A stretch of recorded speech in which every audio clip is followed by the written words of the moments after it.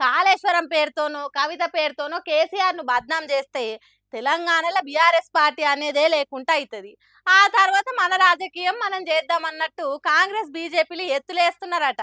మరిగా ముచ్చట పబ్లిక్ ఎట్లా తెలిసిందో ఏమో. బీజేపీ పార్టీ కండువాల కిందేసి గులాబీ జెండాలను గుండెలకి ఒగ్గి తిరిగి అత్తుకుంటుర్రు.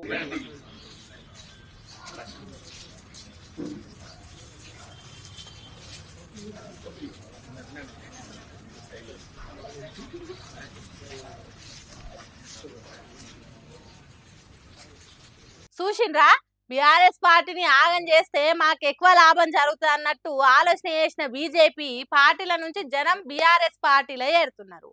అంటే షెడపక్రా షెడేవన్నట్టే అవుతున్నదట. మహేశ్వరం నియోజకవర్గంలో ఉన్న బీజేపీ క్యాడర్కు ఆ పార్టీ చేస్తున్న రాజకీయం నచ్చతలేదట.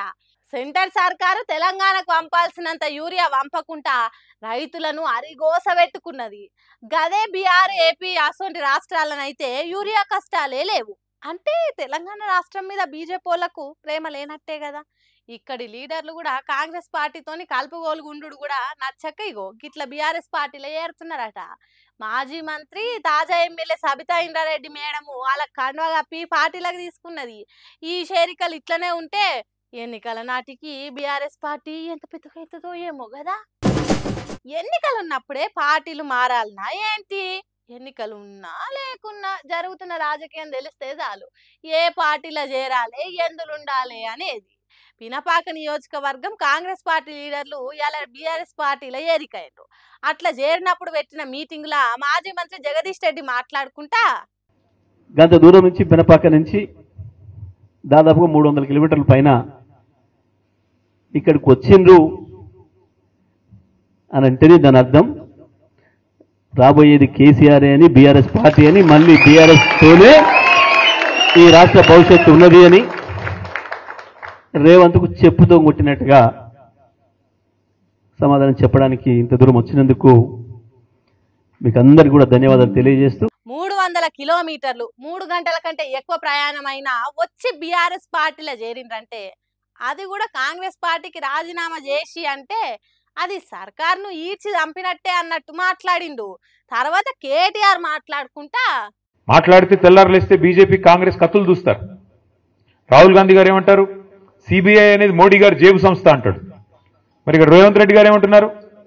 కాదు సిబిఐ చాలా మంచి సంస్థ, వాళ్ళకే ఇస్తానని చెప్పి దేశమంతా కాంగ్రెస్ పార్టీ దుమ్మెత్తిపోస్తుంటే సిబిఐ ఈడీ ఐటీ మీద ఇక్కడ ఉన్న రేవంత్ రెడ్డి గారు మాత్రం లేదు సిబిఐ చాలా అద్భుతమైన సంస్థ, చాలా గొప్ప సంస్థ, వాళ్ళకే ఇస్తానని చెప్పి ఇస్తే ఏం అర్థం చేసుకోవాలి మనం? దీని వెనుక ఉన్న రాజకీయం ఎట్లా అర్థం చేసుకోవాలి మనం?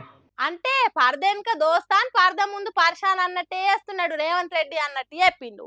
ఇక ఎట్లున్నా తెలంగాణకి ఇట్లా చేసినందుకు కడమ పార్టీ లీడర్ల కండ్లు ఎట్లా మండుతున్నాయో కూడా చెప్పిండు. ఇవాళ తెలంగాణ పచ్చబడుతుంటే కొంతమంది కళ్ళు ఎర్రబడుతున్నాయి. నచ్చట్లేదు వాళ్ళకి, వాళ్ళ కడుపులో ఎక్కడో దేవినట్టు అవుతున్నది. ఎందుకంటే తెలంగాణ బాగుపడుతుంటే కేసీఆర్ గారి నాయకత్వాన్ని ప్రజలు ఆమోదిస్తుంటే ప్రజలు అనుక్షణం గుర్తు చేసుకుంటుంటే వాళ్ళకి నచ్చట్లేదు.